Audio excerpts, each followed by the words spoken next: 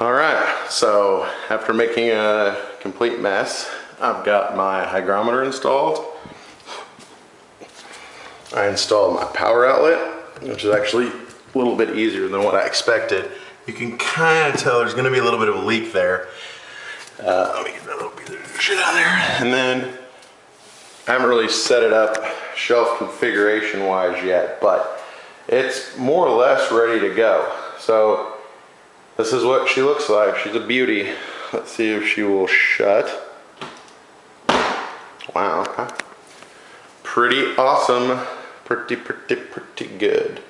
So you can actually probably see my reflection in there. That's awesome. So anyways, this is Logan. This is the Humidor I've been talking about. Now it's time to get her going. Do some seasoning.